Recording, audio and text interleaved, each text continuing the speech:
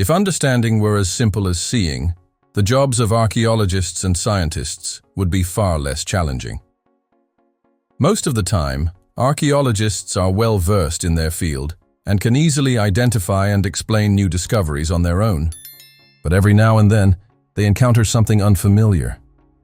In those rare cases, they seek help from scientists. Yet even the experts can be left puzzled.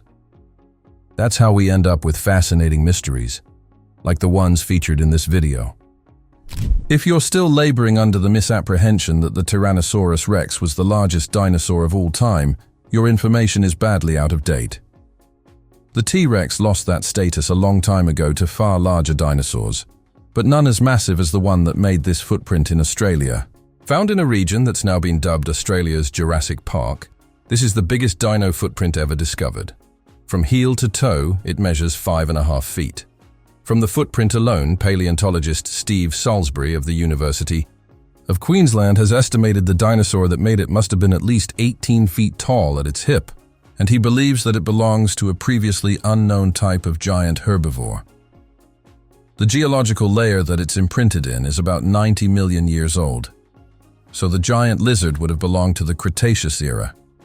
There are footprints belonging to more than 20 different species of dinosaur embedded in the ground in this part of Australia. So it's no wonder it holds that nickname. Why have we never found evidence of this exceptionally massive dinosaur before, though? The whole purpose of a door is to act as a portal from one place to another.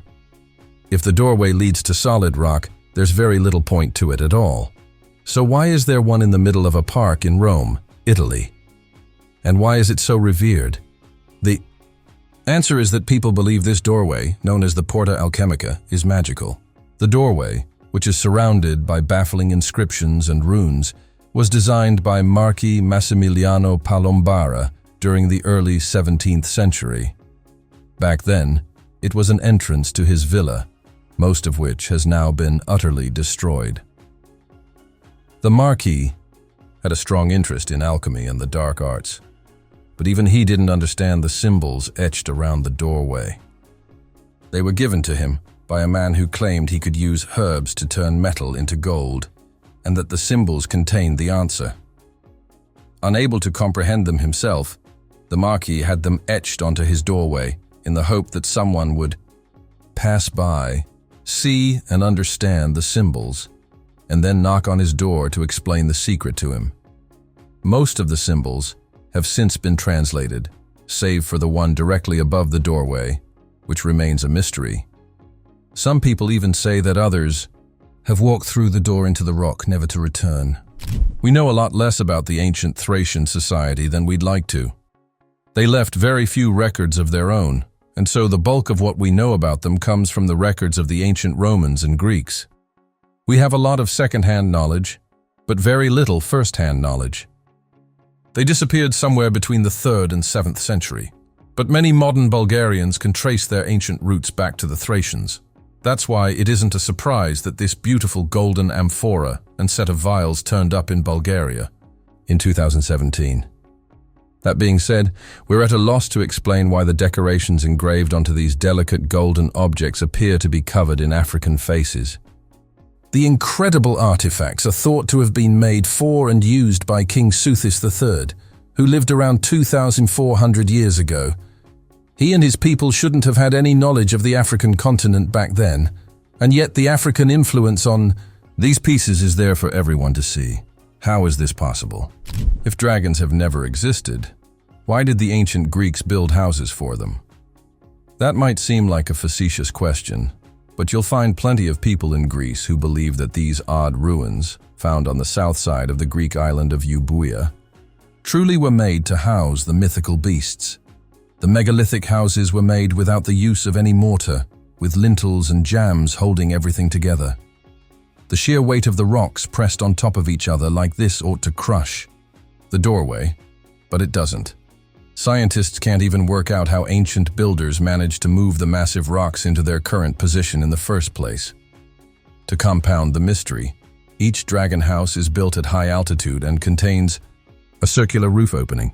Presumably that's how the dragons got in and out. The doorway must have been for their human visitors. Unusually for ancient Greece, no record of the construction of the dragon houses exists. We have no idea who built them, how they built them, or why they built them. No wonder the locals suspect that magical creatures were involved. Looking at this beautiful sword, can you believe that it comes from the middle of the 16th century? Finding Ottoman blades in and around Turkey isn't necessarily a surprise, but they're almost never in such perfect condition as this one is. The long, curved, single-edged blade is decorated with Arabic inscriptions from the Quran, running in a double row down the edge of the blade. Despite the fact that 500 years have passed since the sword was made, all of them are still clearly legible. Finding verses in praise of Allah is to be expected on a blade that belonged to an Arabic warrior, but this sword is unusual. The inscriptions praise not only Allah, but also his powerful, wise servant, Solomon of Israel. It's almost certain that this was a reference to the famous Ottoman Sultan Suleiman the Magnificent, who ruled from 1520 to 1566. As the blade is so unique, we can't rule out the possibility that this may even have been the Sultan's personal sword. You've heard of Stonehenge, but have you heard of Woodhenge? We wouldn't be surprised if you haven't. Most English people don't know of its existence, even though it's only 2 miles away from its far more famous stone sibling in Wiltshire. Woodhenge has hidden in plain sight for centuries. Its existence was only noticed in 1925, after the invention of aerial photography. Many people had known that there were curious holes in this field before that point, but without seeing them from above, they couldn't tell that they were arranged in concentric circles, patterns that look a lot like the arrangement of Stonehenge. Welsh archaeologist Maud Cunnington took up the challenge of investigating the holes in the years that followed and determined that they were once filled by wooden posts. In total, there were 6 rings, all of which were themselves encircled by a ditch and a mound. More recently, each of the holes has been filled in with a concrete marker to give an impression of the site as it would have appeared some 4,400 years ago. As it was built at the same time as Stonehenge, it might have been a practical site for the real thing. But why did those ancient builders practice 6 times with 6 different circles? If you came across this brooch on the ground and picked it up, you might not think much of it. Even the first team of experts who assessed it weren't convinced of its value. From a brief visual inspection, they thought it was probably from the Victorian era in Great Britain, which would have made it a little over a century old. Only when they paid a little more attention did they realize that they'd stumbled across something far older and far more valuable. This is no Victorian brooch. It's a piece of Anglo-Saxon jewelry, and it's at least 1,100 years old. It might even be older than that. The brooch is so well preserved that the tiny carvings of animals and plants that decorate its face are still easy to see, and the original clasp is still attached to its back. If you wanted to, you could pin this to your clothes and wear it today. The style of art that appears on the front of the brooch is known as true hiddle, and the piece found in 2019 has become one of the best examples of it discovered so far. Traveling up the British Isles from Hertfordshire, you'll eventually find Fingal's Cave on the Scottish Isle of Staffa. There's no mystery about who designed this stunning piece of rocky architecture. It was Mother Nature herself. The astonishingly symmetrical cave, full of flowing geometric shapes, was created by an ancient lava flow approximately 60 million years ago. It was the same lava flow that created the Giant's Causeway, so it's possible that a physical connection once existed between the 2 locations. Some of the locals prefer not to believe that, though. They'd rather stick to the story that it was created by a giant named Finn McCool, who lived in it as he prepared to do battle with his great rival, the Scottish giant Benandonner. Humans have been enchanted by Fingal's Cave and its mystical qualities for centuries. The Celts called it the Cave of Melody. The great German composer Felix Mendelssohn was inspired to write the Hebrides Overture after visiting it during the 19th century, and the painter J.M.W. Turner once represented it in his own work. Even in more recent times, British prog rock band Pink Floyd came up with a song called Fingal's Cave in the 1960s. Its great mystery, though, is the music that it produces alone. Sometimes when the wind blows the right way and the tide is in the right place, this cave will sing to you. The only thing that experts can agree upon about this next item is that it is a helmet, and that it is probably from the 6th or 5th century BCE. Beyond that, everything is educated guesswork. The Harvard Art Museum, which currently holds the piece, says that it's styled on a boar head. That puts the institution at odds with many other experts who think it's more likely to have been styled after the head of a wolf. It's most likely Etruscan in origin, but that too is an educated guess rather than a statement of fact. Whatever animal it's supposed to represent, it appears to have had a rough life. The material is dented, broken, and contains patched-up sections that suggest numerous ancient repairs were carried out. We expect to see repair work on ancient battle helmets, but most scholars feel that this was unlikely to be a headgear that was used in battle. It would have been impractical for the purpose, and so it was more likely to have a ritual use. What that ritual might have been, we can only guess at. Folklore tales of Hertfordshire and England say that Royston Cave was a secret hideout used by the Knights Templar. But as is the case with most things concerning the Knights Templar, that's more likely to be fiction than fact. There are certainly carvings and paintings in the cave that feature Templar symbols, but there are also pagan symbols alongside them. The Templar would have considered the presence of pagan symbols to be heresy, so it's doubtful that they spent much, if any, time here. The cave was excavated accidentally by workmen in 1742. It has been a puzzle ever since. The shape and design of the space are similar to Jerusalem's Church of Holy Sepulchre. But again, why would a place designed to be a Christian place of worship contain pagan symbols like the Shaila Nagig? As no records of the cave's existence prior to its discovery existed, dating its construction and use is a difficult task. And so estimates vary from the 13th century to the 16th.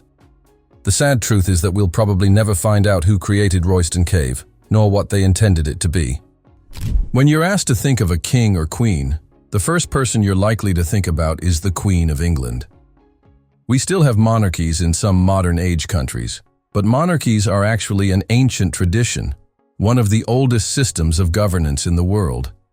To illustrate that point, here's a crown that was found in a Dead Sea cave in 1961, a crown that's 6,000 years old. The cave close to the Judean desert was found to be full of Copper Age treasures when it was first discovered. But this crown is the pride of the whole collection. Rather than being decked out in jewels like a modern crown would be, it's a thicker copper band topped off with carvings of vultures and, for some reason, doorways.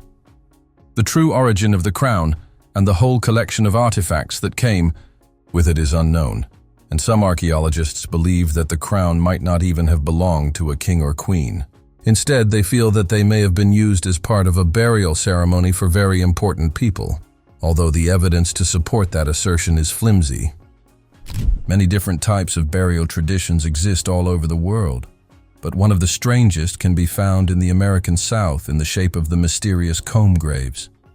Also known as tent graves, these burial spots have a headstone the same as any other graveyard, but the bodies they protest are protected below two slabs of concrete, forming a pyramid shape. There are more than 3,000 of them in Tennessee alone, with dates ranging from 1820 to the early 1900s.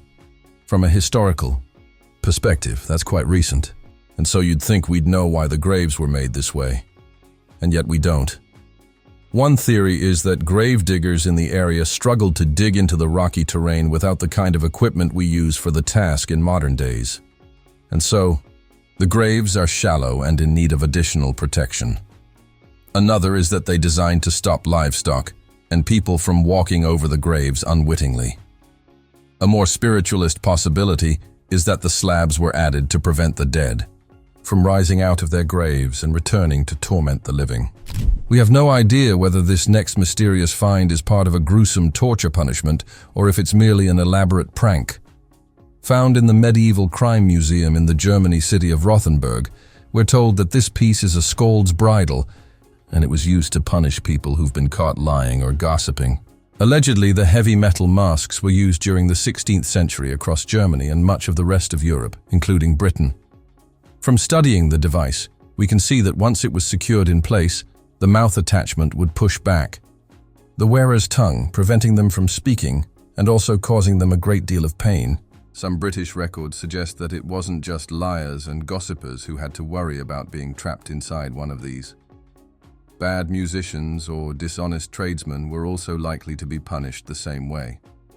Some of the British records may have been forged by the Victorians, who were prone to exaggeration and fabrication.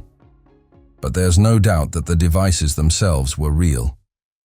Like the legend of Robin Hood in England, the tale of Yasuke is a popular story told to children in Japan. But there's a big difference. Robin Hood is a work of fiction. Yasuke, the first ever African samurai, was very real. We know precious little about him, but what we do know of him is remarkable. He arrived in Kyoto in 1579, and his appearance stunned the locals. Not only was he black, a skin tone the Japanese of the time rarely saw, but he was over 6 feet tall. The average height of a male in 16th century Japan was a little under 5 feet. To them, he'd have seemed like a giant. Just 1 year later, he was fluent in Japanese and was made a fully fledged samurai by the feudal lord Oda Nobunaga. Normally, Japanese men had to train their whole lives to become a samurai. This mysterious African man had done it in a single year, and is thought to be the first foreigner ever to be accepted into the ranks of the legendary warriors. Just 3 years after that, he vanishes from history completely. Nobody knows who or where he was before he entered Japan, and nobody knows what happened to him afterward. We don't even know his real name. Yasuke is a Japanese affectation. The oldest known battlefield in Europe is also in Germany, close to the site of the Tulens River. From artifacts that have been found there, we can say for sure that the conflict happened about 3,300 years ago. But we don't know who was fighting, or what they were fighting about. Not only that, but we also don't fully understand some of the objects that may have been plucked from the battlefield. A collection of 31 bronze items was retrieved from the riverbed in 2019, including a knife, a chisel, and what appears to be a small bronze belt buckle. Very close to the collection was a human skeleton, suggesting that this may have been a battlefield burial site for the owner of the goods. The 3 bronze cylinders found with the collection are a particular puzzle. They were probably used to hold personal items in the same way a purse or wallet would today, but items of this style from this era have only been found in the east of France before. That suggests a grander scale to the battle. Instead of being 2 rival Bronze Age German tribes, this might have been a battle between armies from ancient France and ancient Germany. One could argue that the Voynich manuscript belongs in the same category as the Emerald Tablet, because for everyone who believes in its authenticity, there's someone else who thinks it's a forgery. The USA's Yale University takes it seriously. Enough to keep it locked up inside its Beinecke rare book and manuscript library, though, so perhaps there's something to be said for it being legitimate. The book is a total mystery. Allegedly, it was discovered in Rome in 1912, but radiocarbon dating of its pages has shown that it was written during the early 15th century. What makes the manuscript so unusual is that despite being 240 pages, long and filled with both writing and pictures, it cannot be read. The language, if it even is a language, is utterly impossible to translate. A cipher is provided, which suggests that the book is written in code, but the cipher doesn't appear to work. The theme of the illustrations changes so often that we can't even guess what the book might be about. Sometimes there are images of the anatomy of a flower, and on other pages, there are images of hairstyles of the era. Perhaps it's supposed to be the ultimate 15th century high society guide, but we don't know because we can't make sense of it. The pages of Norse mythology speak of a terrifying female figure known as Volva, a seer and a shaman, so powerful that even the gods were wary of her. Did such people really exist? Or are they just fairy tales? Thanks to the discovery of an ancient grave in Denmark, it appears that the tale of vulva women may have its roots in reality. The body in the tomb was the first clue. Her blue and gold clothes lined with gold were consistent with ancient descriptions and indicated high status. The second clue was that she was buried with silver toe rings that weren't Danish in origin. and bronze bowls thought to be from Asia. This was someone of both wealth and power. This decorative box brooch was probably from Gotland and at some point been filled with white lead. 2,000 years ago, white lead was used as both a medicine and a poison. The long metal wand might be the biggest clue of all, though. The word vova translates from Old Norse as wand carrier, and this ancient staff with its bronze fittings is consistent with that description. She may not have had any supernatural powers, but the people who lived around her probably believed she did, and that was enough for them to treat her with respect. Depending on who or what you believe, the Emerald Tablet is either an ancient document that's been suppressed by the world's authorities because it contains evidence of powerful technology existing thousands of years ago, or it's an incredibly elaborate forgery. We can't tell you which one of those interpretations is correct, so we'll just tell you what we know. The legend of the Emerald Tablet is tied up with the legend of the Hermetica. Legends say that if all the texts that make up the Hermetica are put together in the correct order, the secret of creating gold from any other base metal will be revealed. If you think that sounds like the legend of the Philosopher's Stone, you're absolutely right. Most of the texts that comprise the Hermetica are composed in ancient Greek or ancient Indian languages and were written around 1800 years ago. The Emerald Tablet is different. It's more like 1200 years old, and it seems to have been translated from Arabic before any other language. So far, it hasn't helped anyone to fabricate gold from lesser metals, but perhaps we just don't have all the parts yet. If it is a forgery, the perpetrator is probably still laughing at us from their 1200-year-old grave. In October 2019, archaeologists working inside an ancient tomb in the Henan province of China found an ornate 2,000-year-old bronze pot. It would have been a valuable finding even if it had been empty, but the yellow fluid inside it made it truly unique. The liquid, made up of potassium nitrate and alunite, is thought to be a fabled elixir of life, described in many ancient Taoist texts, but never seen before until now. Legends say that whoever drinks the elixir will live forever. It didn't appear to have done much good for the ancient unknown aristocrat who was buried with it, though. And that's not surprising. If anyone did ever drink it, it would probably make them blind and also cause their kidneys to fail.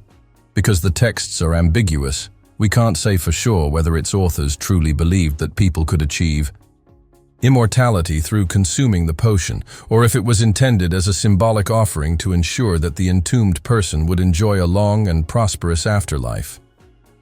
We suspect it was the latter, but we're not going to drink it to find out. Some archaeologists go their whole lives without making a significant discovery, so it must irritate them when an archaeology student finds something fantastic right at the beginning of their careers. Nevertheless, it was a student who rediscovered this 5,000-year-old sword, which had been mislabeled in a monastery in Venice, Italy. According to the monastery, it was a 700-year-old medieval weapon, but its actual origins go back much further and are far more mysterious. This student's research proved that the sword was found at the site of Kavak in Turkey and used to belong to Armenian art collector Yervant Khorasanjian. Furthermore, chemical analysis showed it to be made of copper and arsenic alloy, a combination used in the era before humans started bending bronze and tin to make swords instead. The style is similar to swords known to have been made 3,000 to 4,000 years ago, but this one goes back even further. It might even be the oldest sword ever discovered, and it's been misunderstood all this time. What's underneath your house? Do you have a basement or a cellar? If so, what's underneath that? If you're not sure, perhaps you should have a look. You might find something like this gigantic 18th century ice house that turned up beneath a street in London, England, in December 2018. Back in the 18th century, it was hard to keep ice to serve to guests in drinks. And so people relied on facilities like this, where whole, solid blocks of ice imported from frozen Norwegian lakes were stored permanently. Despite being in Park Crescent West, a hugely desirable part of London, the existence of the ice house had somehow been completely forgotten by historians and town planners. How do you lose a 30-foot deep, 25-foot wide facility like this? Why are there so few records of it in the documents of the time? Without documentation, Experts can only guess at the full extent of its use. But with the Harley Street Dental surgery so close to the location, it's thought that the ice that was used to numb the mouths of patients during dental surgery may have come from here. The name of the Edwin Smith papyrus is misleading. Edwin Smith obviously isn't an ancient name, but the document was named for the person who discovered it in 1862, not the person who wrote it. This remarkably well-preserved document is actually more like 3,600 years old, and as such is the oldest known guide to medical surgery ever found. It contains descriptions and suggested treatments for almost 50 different fractures and breakages, as well as excision guides for tumors and growths. What makes it astonishing for its time is that the advice given focuses on practical and scientific treatments for medical problems, as opposed to the potions and magic that were commonly used by the doctors of the time. There are a few magic spells on the reverse of the document, but the placement suggests that they were only used as a last resort when all surgical methods had failed to save the patient. Oddly, the document ends mid-sentence, as if the author was suddenly forced to stop writing. We will probably never know who that author was or why they were abruptly pulled away from their valuable work. We already know that human sacrifice was common in and around Mexico in ancient times. But until recently, we had very little physical evidence of the practice. Our knowledge relied on texts and drawings. Now, thanks to new excavation work at the Popoloca ruins in Puebla, we may have been able to shed new light on the matter. 2 stone carvings discovered there in January 2019 clearly illustrate skinned human skulls, and they're accompanied by a terrifying statue of Zipetotec. That's significant because Zipetotec is the deity known to the ancients as the Flayed Lord, and the statue is wearing so much skin that there's a human hand hanging from him. It's grisly. This gives credence to the idea that the Flayed Lord's followers wore human skin to perform their own rituals and ceremonies, which were usually centered around fertility and prosperity. The temple that the artifacts were found inside is about 1,000 years old and was still in use until the 12th century. Puzzlingly, although there's evidence that skin was stored here in special boxes, it doesn't appear that the actual sacrifices happened here. There's a lack of bones. We wonder where they went. We don't know much about the Hongshan culture other than the fact that they were Neolithic people who lived in the basin of the Liao River around 6,000 years ago, and they were skilled artists and sculptors. Very few records of their existence have survived to the modern age, but we do have their strange statues to remember them by. The sculptures, mostly made from jade, are well known by alien conspiracy theorists. We understand why. From sight alone, they look exactly like the stereotypical depictions of the aliens you see in many science fiction stories. All of the figurines are roughly humanoid, but none of them seem even remotely human, nor do they resemble the styles of statues made by other cultures in and around China or anywhere else in the world. Some experts have tried to insist that they represent a mythical dragon-pig hybrid creature. But do these carvings look like pigs or dragons to you? The most likely explanation is that the Hongshan people saw something that no other human eyes have seen before or since, but what that something might have been is unknown. Make sure to hit that subscribe button, turn on the notification, and get ready to catch some awesome videos on my channel. Thanks for hanging out, and see you later.